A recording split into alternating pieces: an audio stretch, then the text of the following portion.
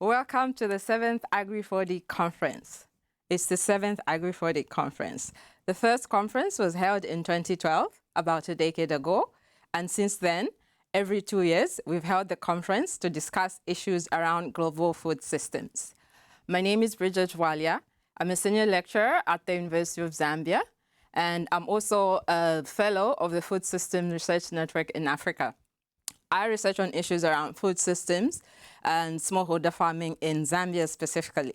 I'm therefore very honored and pleased to be the main host for this year's conference. And this year's conference, the theme is Building Resilient Food Systems in Uncertain Times.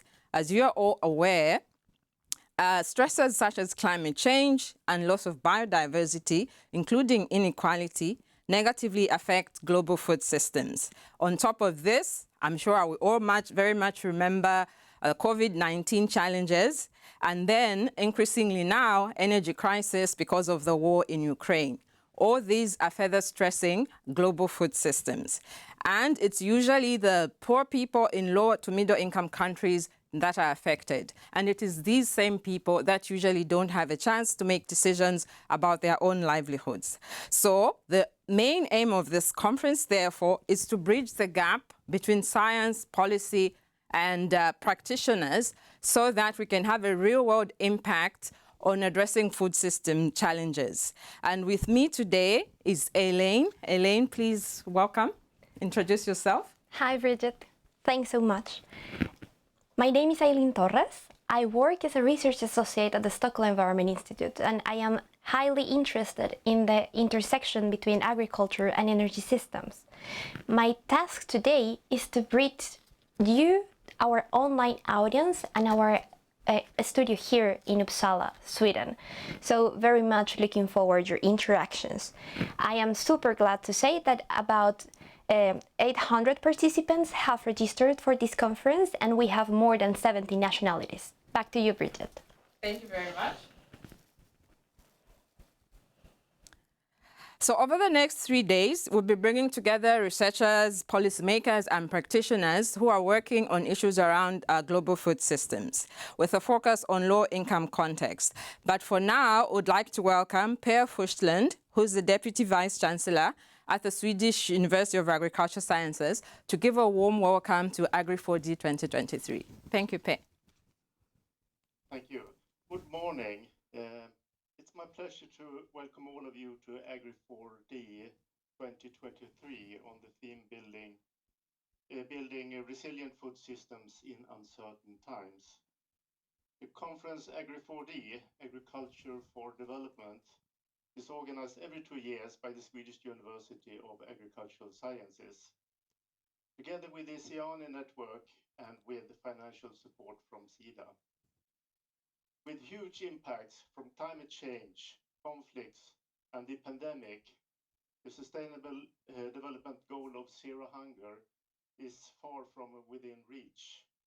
Last week, at the UN Sustainable Development Goals Summit in New York, the world's leaders discussed the urgency of getting back on track and accelerate progress. While the challenges are still enormous, a slight glimpse in the dark is that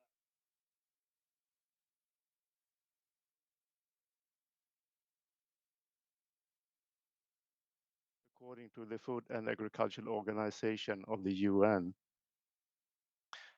The topic of this year's Agri4D, Building Resilient Food Systems in Uncertain Times, emphasizes the need to prepare food systems for continuous change.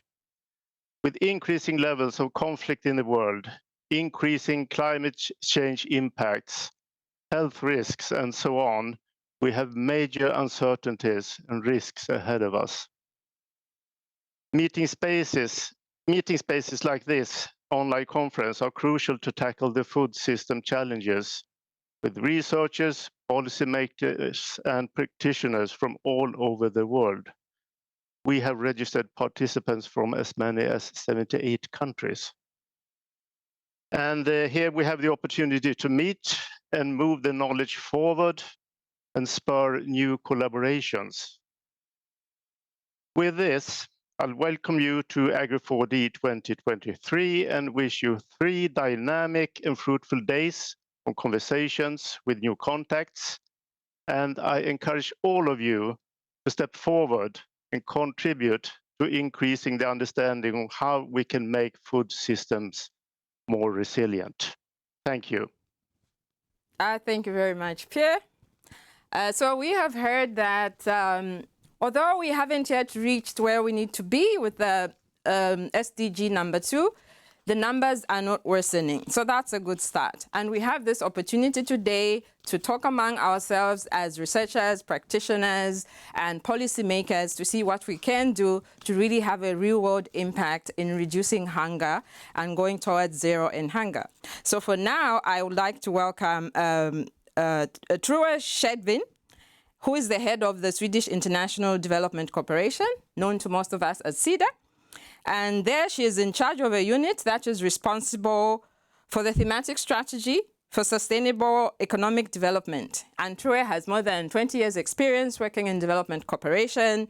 And previously she led a team that revolutionized the thinking around multidimensional poverty. And as a researcher that has recently started to use this thinking of multidimensional poverty, I can confirm to you that it's a very useful tool. And True has previously worked in sub-Saharan Africa, specifically in Tanzania, Kenya, and my own country, Zambia. So I would like to welcome True now to give her welcome speech. Thank you. Thank you very much. Thank you for that very nice introduction, and good morning to everybody. I'm extremely happy to be part of opening this year's Agri4D conference on behalf of Sida. As a partner of the Swedish University Agriculture Sciences, SLU, and the Swedish International Agriculture Network Initiative, SIANI. As we've heard, this is a recurring conference. It's been organized since 2012, and this year's edition is now the 7th. It's an extremely important venue. We've also already heard that for sharing research and experience of policy and practice, as well as a meeting place for researchers, practitioners, civil society, private sector, and policymakers. At the 2021 Agri4D, 97% of the participants thought the conference met or exceeded their expectations. So I guess there are high expectations also on this year's conference. This month, we've learned that 6 of 9 planetary boundaries are passed, and that the positive progress on many sustainable development goals has stopped or even regressed. We heard already the reference to the UNGA conference. 250 million people cannot access or afford healthy food and safe water. And too many children cannot go to school and learn what they need to make for sustainable livelihoods. I believe this conference is particularly important and timely at this moment. We need research, and we need grounded knowledge, and we need to develop even further how we support sustainable development. Research plays a crucial role in supporting conditions and creating opportunities to find paths to sustainable development. Supporting research and bridging, as we're talking about for this conference, bridging science to policy to practice is an important part of Sida's work in general, and specifically in relation to sustainable food systems. SLU and Sida has been partnering for more than 50 years. The cooperation started in Ethiopia in the late 60s, and currently Sida is, among others, supporting Agri4D 2030 program with Lund University, Linköping University, Swedish Environmental Institute, as well as SLU and their partners. Agri4D is a great example of translating existing science into policy and practice and supporting South-South capacity development for implementation, thus bridging from research to policy to benefiting smallholder farmers. We will hear more about the results of Agri4D during the conference and what translating science into policy means. The co-organizer, SIANI, is also a partner to Sida And since 2008, it's instrumental in the discussions in sustainable agriculture, food security, and nutrition, particularly in low-income contexts. The diverse network with more than 4,500 members represents a wide range of perspectives, ideas, insights, and approaches. Their activities are greatly appreciated, from informative meetings and participatory webinars to the activities of the expert groups. And I am reiterating again, I believe the Agri4D conference is more important, needed, and relevant than ever.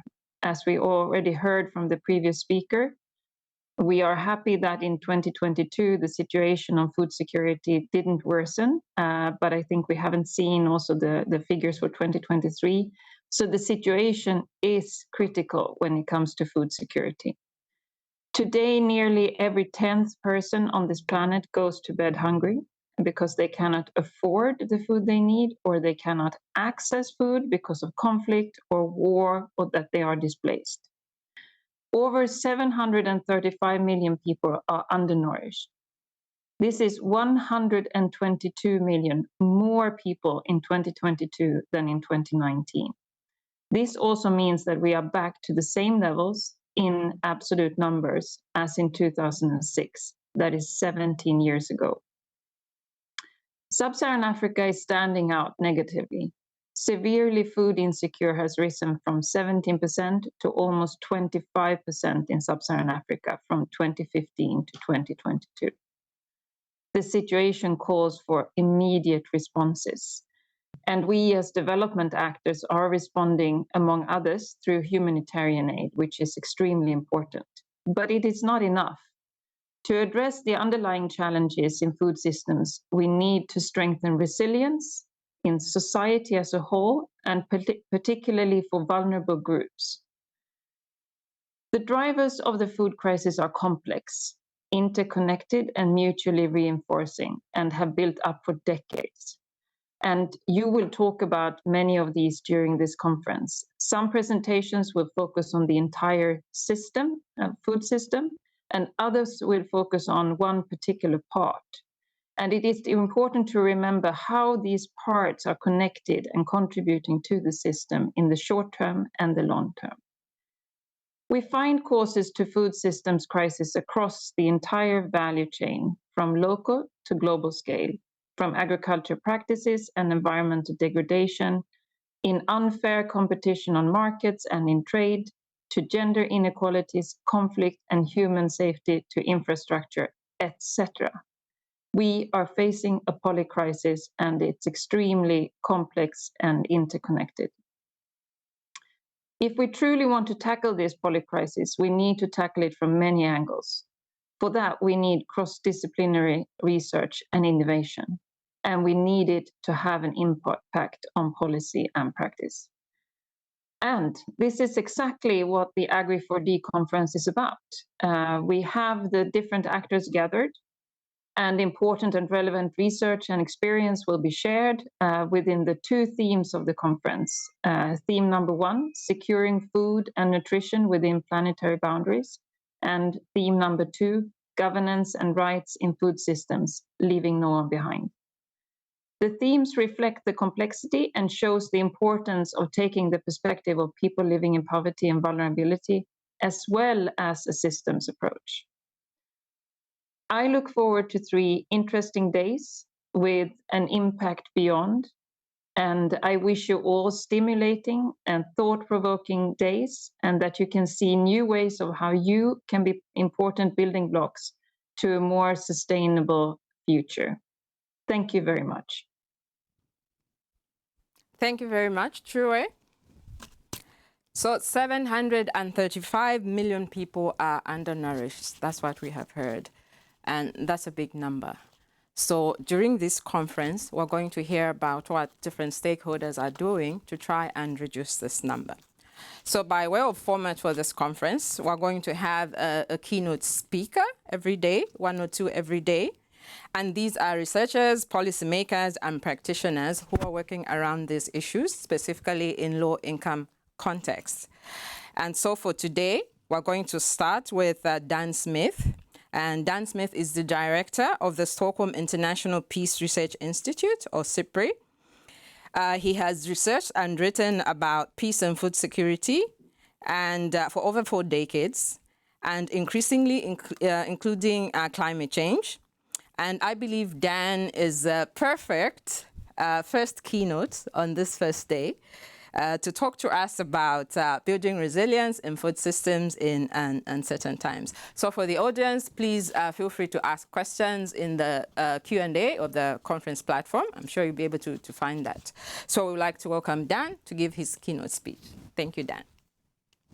So thank you very much for that very nice welcome. It's, of course, no pressure at all to be introduced by you telling people that I'm perfect, but I will certainly do my best. I'm going to talk on the theme of how trying to unpick the polycrisis of hunger, climate, and insecurity, part of which we've just been hearing about. And I'm going to, first of all, talk about a few facts, some of the data. I'm then going to talk about the linkages between these 3 areas of crisis. And then I'm going to talk on the theme that linked problems should be generating linked solutions. So let me start with the question of the hunger crisis. I mean, for 2.5 decades, while there were still many, many people hungry, actually the issue of world hunger was, relatively speaking, a success story. From the early 1990s until about 2015, 2016, the numbers of hungry people and food insecure people were coming down, and then it started to turn. The numbers started to increase, and the research shows that the increase was primarily driven by violent conflict and by the impact of climate change.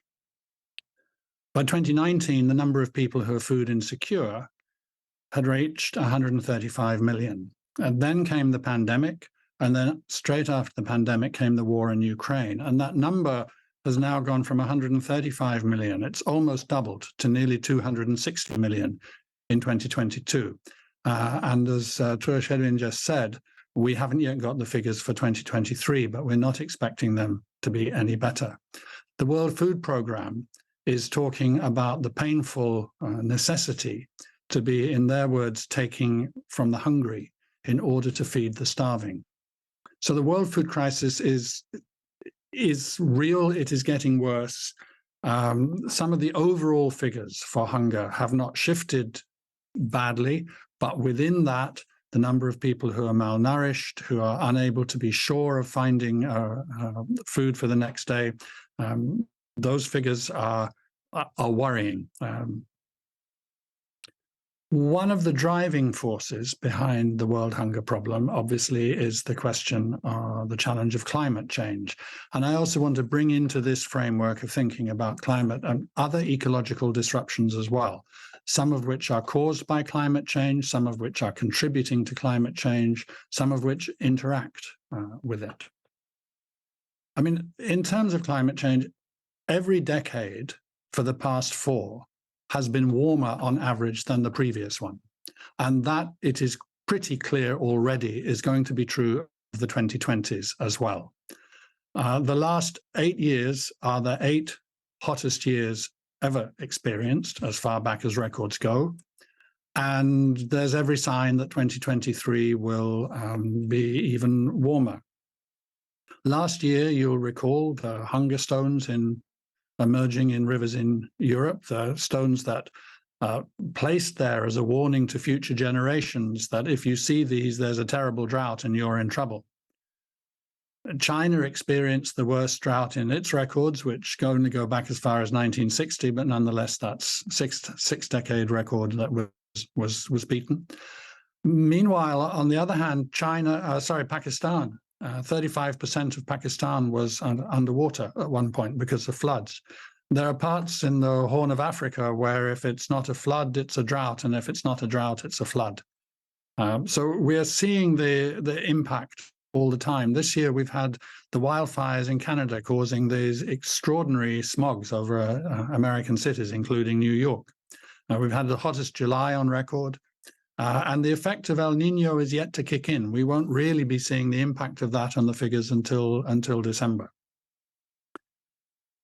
the same time, as I said, climate change is only one part of the ecological crisis that we face. And climate change is probably not yet the greatest source of ecological disruption. That is still changes in land use. Changes in land use from countryside, from forest to farmland, the felling of trees, the claiming of land both for agriculture and then again claiming it again for the cities. And the combination of human impact on the natural environment, of course, as you're familiar with, has generated the term that this is the Anthropocene epoch, the epoch in which human action is the biggest single determining factor in our natural environment. It's led into enormous effects. What are often called ecological services, but which I prefer to call nature's contributions to people. The Biodiversity Conference and regular reports have identified 18 different NCPs, nature's contributions to people, and all of them are declining. We're seeing in some places dead zones emerge. I was extraordinarily struck earlier this year by the pictures of literally millions of dead fish in the Australian river system, the Murray, Murrumbidgee and Darling rivers. And that was caused due to lack of oxygen in the water. We're seeing these dead zones appear in seas, in the Black Sea, for example. We're seeing them appear in lakes and in rivers. And they reflect that local tipping points are being passed, in local tipping points of environmental destruction and damage. We're used, I think, to talking about global tipping points, and True mentioned the 6 of the 9 planetary boundaries have been surpassed. But on the way towards surpassing the planetary boundaries, a lot of other local boundaries are being passed. So don't imagine that we're safe until we reach the limit. We're having a lot of problems to face along the way. One of the things which has most worried me, which took me to want to push the boundary or to push the envelope of the discussion about environmental impact and peace and security, to push that beyond just talking about climate change. One of the things was identifying some worrying issues that arise out of the physiological effects of pollution. Perhaps the most straightforward example to take is air pollution, which, as we know, gives us problems for our throat and for our lungs. But actually, air pollution gets into every organ in the body.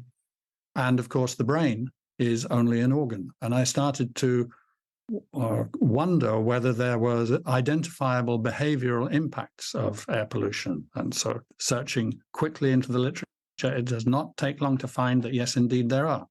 The air pollution is associated with depression, anxiety, loss of creativity and innovative capacity, and also with a increased tendency towards violence. That's associated with increase in violent crime.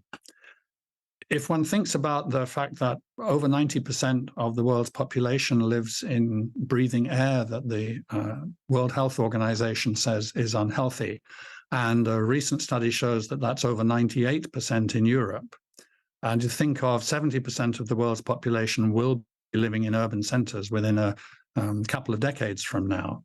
And then the picture which emerges of the societies that we're generating and that we're creating today is a very worrisome one. And we need to be paying attention to thinking through what kind of human security there will be. The last example I'll take of this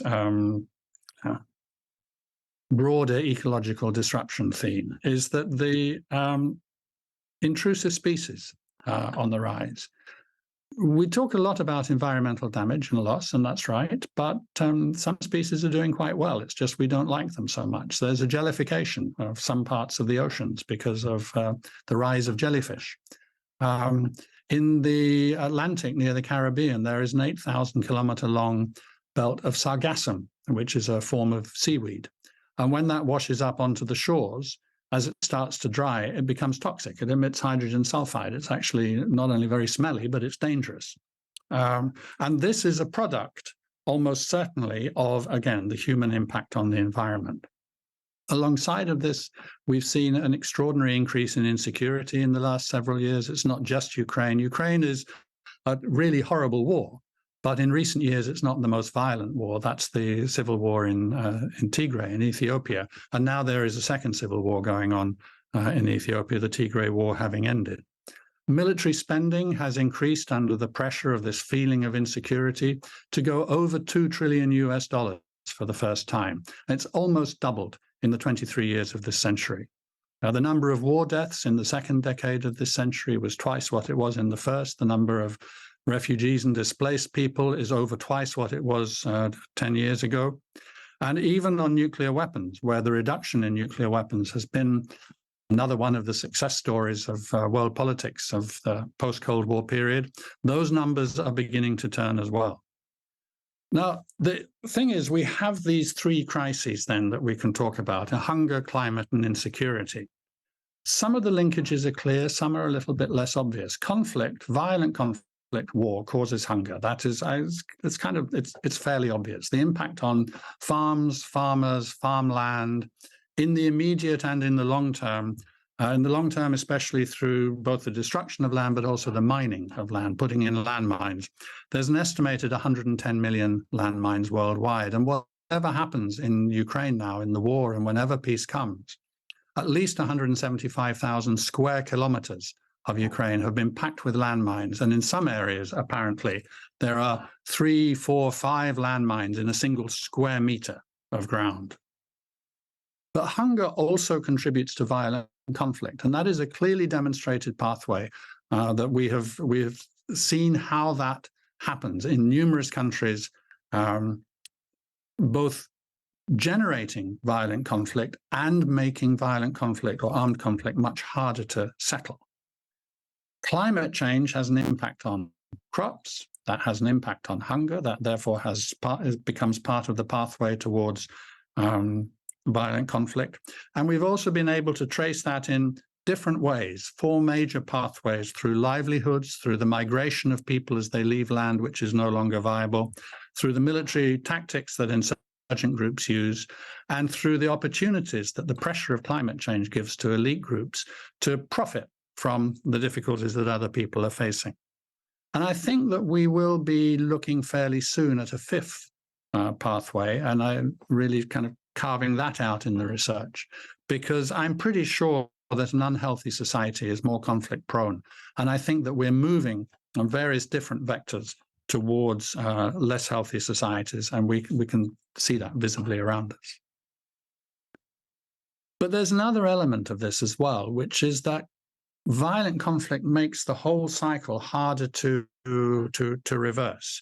Environmental regulation is always a casualty of war. So at the local level, when you have communities trying to handle the impact of climate change, that task is so much harder because of the insecurity and the violence around them.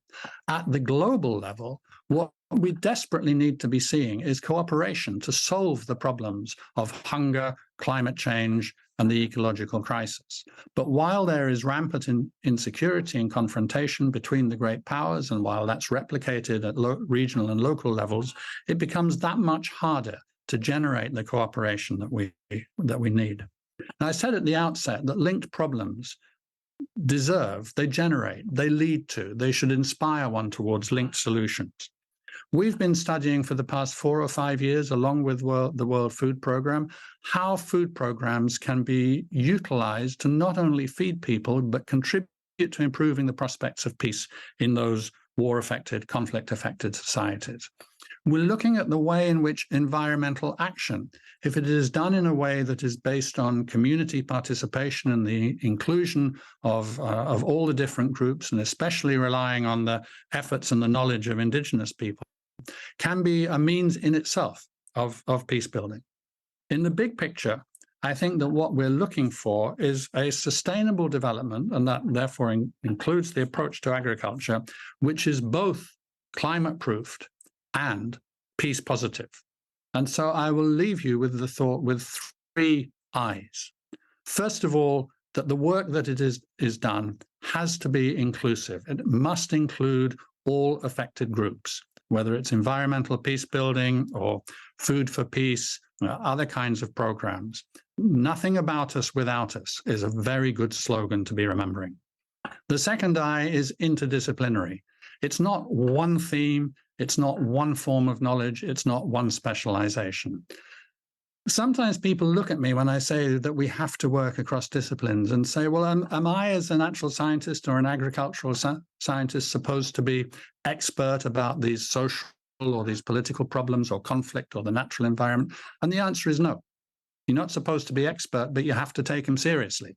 And you have to know that the area of expertise that one has is very, very unlikely to be able to solve the whole problem. Therefore, you have to learn how to work with other people.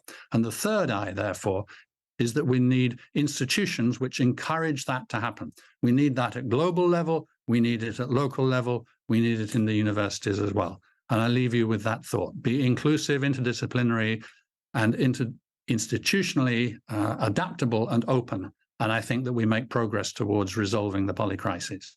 Thank you very much for your attention. Wow. Wow. Thank you very much for that very insightful keynote, Dan. And maybe I need time to recover, but I have some questions for you. First of all, you said that nature provides us with resources. You called this nature's contribution to humans, and you mentioned about 17. So I'm thinking that because nature is so useful, increasingly more of our people depend on them. And it's this land use and drawing resources from nature that is also bringing about environmental degradation. And then you add to this issues of climate change and now security increasingly. So what role do you think sort of disciplinary research can play in helping to mitigate that? As you've mentioned yourself that one discipline cannot solve this. And as I said earlier, I'm a researcher, and if I think about an issue just purely from an agronomic perspective, I know it's a small story. So we have to be interdisciplinary. So if you think about using an interdisciplinary approach, how can we overcome these challenges? And you mentioned that they are complex. So it's the peace and security, it's the livelihoods, and it's the climate change. Big question, but I'm sure you are capable. Well, look, I think the first place to start is to think about our relationship to nature. And just in the same way, you could not imagine an economy, something called an economy, which was not embedded in a society. Actually, we cannot imagine a society that is not embedded in nature.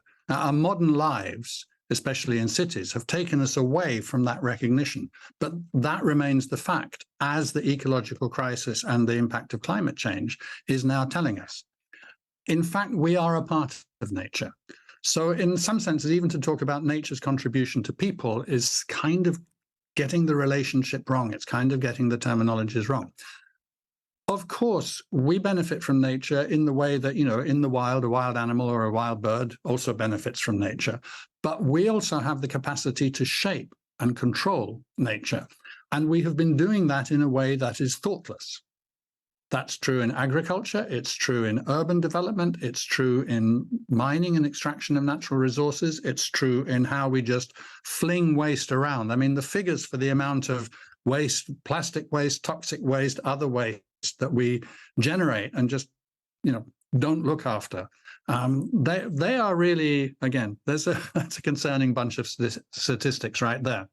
So what we need to be thinking about from the educational level through the research that we're doing into the policy and into the actions is how do we carry on getting the benefits of nature without harming it? And if you look at the way that indigenous people live in relation to nature, of course, it's a much, and you could say a simpler life that they're living. You could say it's a less prosperous life. It's a life with less possibilities. But the key is that they have achieved and maintain a balance with their local nature. It's a big challenge for how we can think of doing that as Sweden, as Europe, as a global community. but it's the challenge that we have to rise to and meet. How can we continue to have transport to bring food far distances, to bring people far distances, with less damage and better with no damage to the nature on which we rely? This, I think, it's right in there that you need to think about the interdisciplinary connection. Because if you can develop a better, in sense of more productive, strain of seeds or a farming technique, how does that relate to the social environment around, to the economic environment around, and indeed also to the physical environment, to the natural environment around? We have to think beyond our own sphere of knowledge and expertise to ask questions. Is this all good? Could it be damaging? What are the risks we face? What do you, from a completely different background, think about the possible impact of this development that my team is generating? And if we start to think in those open, reactive ways, we will find so many possibilities, so much knowledge. I mean, everybody who undertakes interdisciplinary work, once you're over the first little bits of frustration sometimes that come from different experts talking different language, having different jargon to talk to each other, once you get over that, the benefits that people feel, that people experience are enormous. So it's fun. Yeah, thank you very much for that. And then one question from the audience. If you think about already the crisis that we have and what happened with the COVID-19 pandemic, like now we can't imagine not having COVID-19 pandemic, but before that, I mean, we could not imagine it. So the theme for this conference is building a resilient food systems in uncertain times. So our times are uncertain. Maybe it may not be COVID-19, but it would be something. How do we prepare for this? Or is it even possible to prepare for uncertain times? What are your thoughts? Yeah, I think the pandemic is a good illustration of the problem, but it's a problem that we were talking about in thinking about adaptation to climate change for the past couple of decades.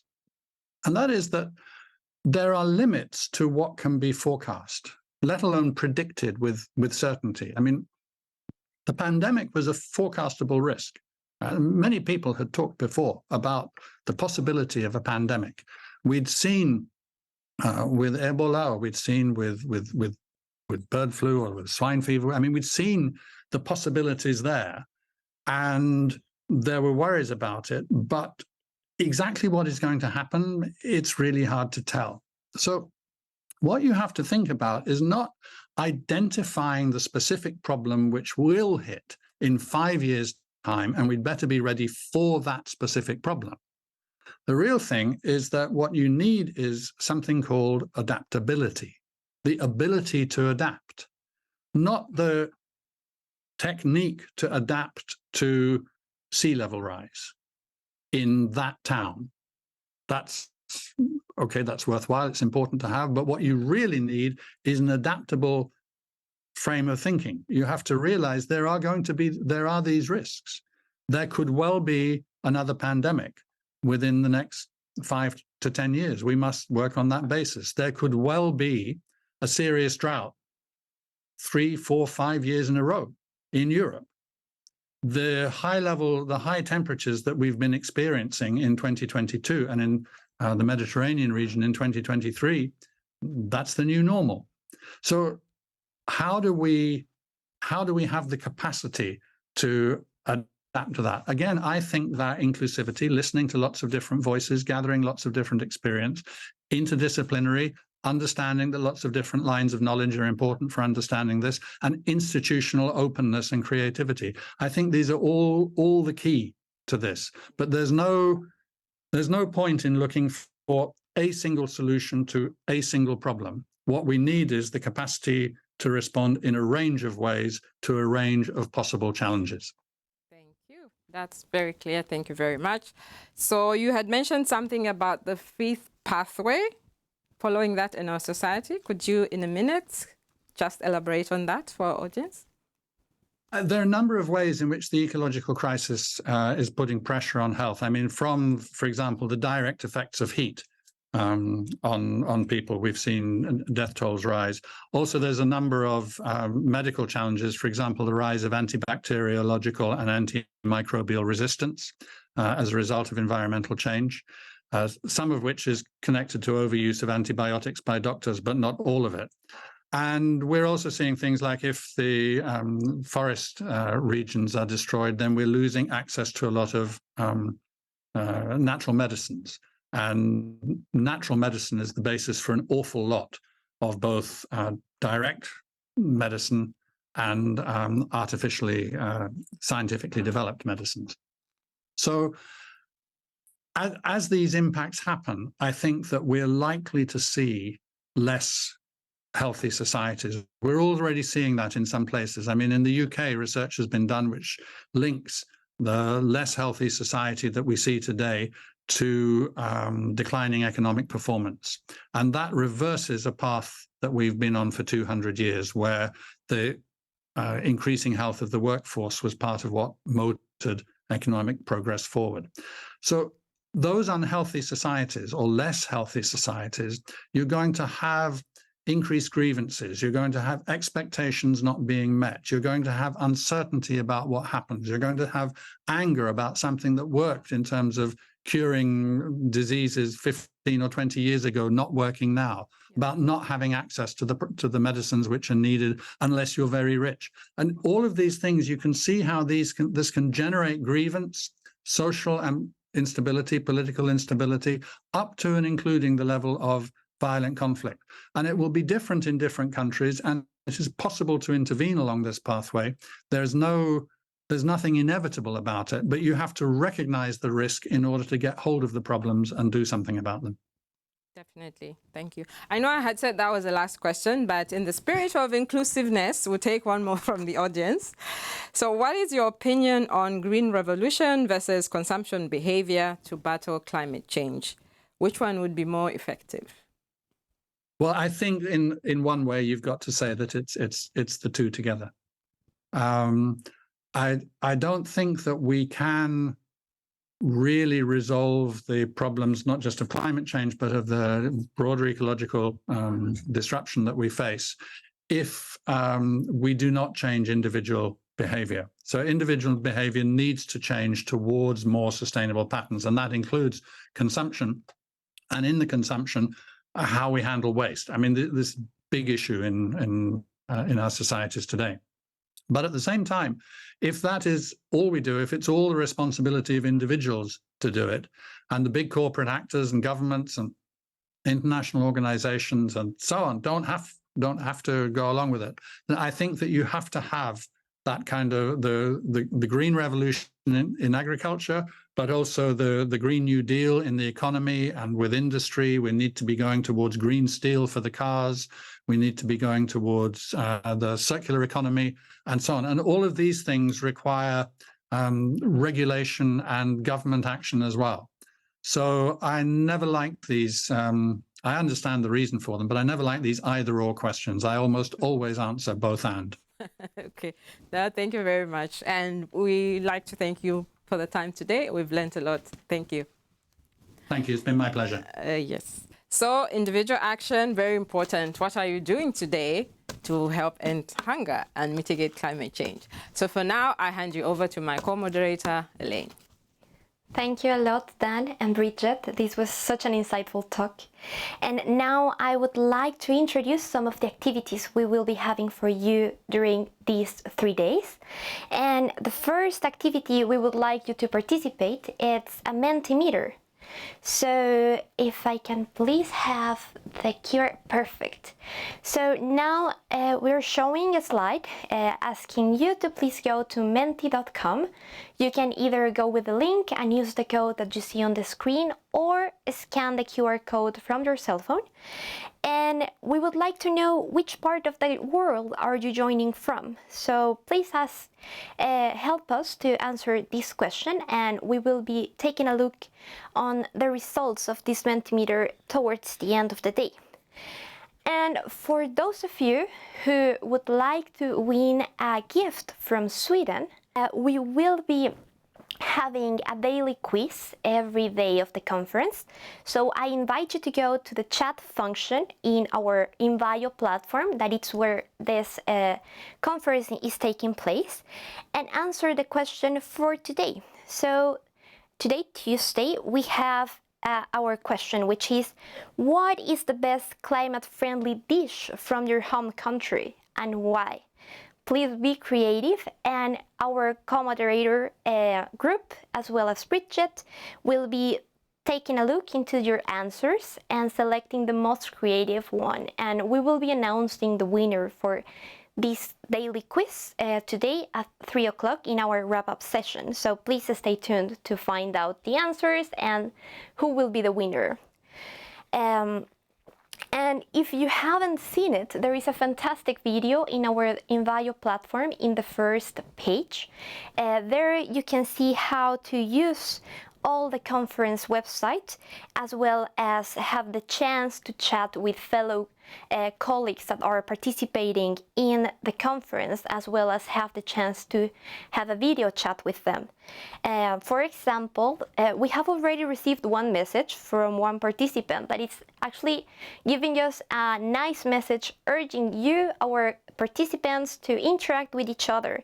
He said, I quote him, "If just 20% of over the 700 participants were together to interact, then this conference will be a success, and the outcome of this seminar will result in amazing transformation worldwide." So I hope this encouraged you to participate and interact in our platform. Likewise, we would like to let you know that this conference is being streamed live, and we will be sharing the recording of the conference and the materials in the days after. This will be available for up to 6 months, but you will be receiving this material too.